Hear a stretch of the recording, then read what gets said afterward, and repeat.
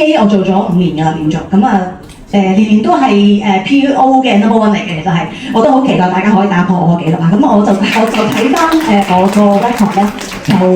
今年我係2月做到 PA 嘅，咁啊 MDRT 咧就5月做成嘅。咁其實我覺得做完 PA 再做 MDRT 咧係一個過程啦。咁啊 Area 如果大家有心想去做 PA 嘅話咧，其實今年而家做緊嗰啲客戶咧，其實都基本上要累積定㗎啦。咁點解可以1、2月或者早期去做成咧？一定係唔係突然間會爆落去做 IVS？咁我覺得情況之下咧，就好多時候會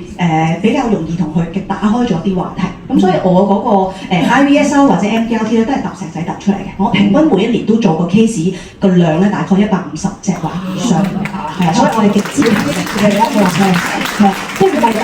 大家搞嘅嘢入邊嗰啲當然有我，大家一上咗 EMPM 之後咧唔代表我哋啲嘢係要停咗手，好多時候我哋睇唔到啦，但係更加係一個好模糊運動當中咧，其實客戶係好需要我哋嘅諗法同埋支援嘅，因為大家即係如果大家都好清晰發生咗啲咩事，清晰保險係啲乜嘢，清晰風險係啲乜嘢，清晰佢自己買緊係啲咩咧，其實我哋冇乜存在意義同埋價值嘅，就係因為客戶唔知道自己想點，或者佢唔知道而家嘅市場上面嘅情況係點，所以更加係即係彰顯咗我哋嘅能力啦，同埋我哋嘅角色啦 ，advise 佢哋做啲乜嘢。咁其實喺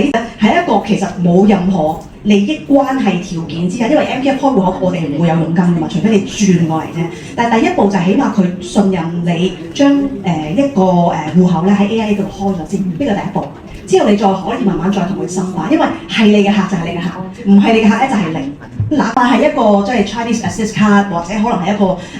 旅遊保都好啦，係你嘅客戶你就可以把握個機會。咁好似 Iris 咁講啦，可能我哋有新產品啦，我哋有新諗法啦，新 promotion 咧，你就可以成世就同佢講啊呢個產品點解會適合你呢個人生週期？點解呢件事情係會對你嘅家庭會嚟講會有更加好嘅保障？我相信有唔同階段嘅同事啦，我哋其實每一個人喺唔同嘅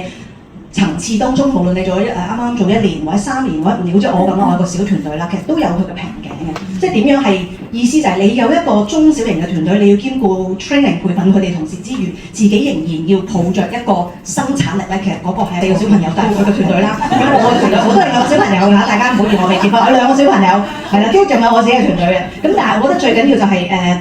你嗰個 dynamic 同埋你嘅諗法係唔係諗住要做先？如果你諗住要做，就以終為始，就公司已經好清晰㗎啦，話俾你知 MDRT 嗰個門檻係幾多 ，PA 嗰個 criteria 係啲咩嘢，咁你跟住佢公司嗰個諗法去做成咯。好。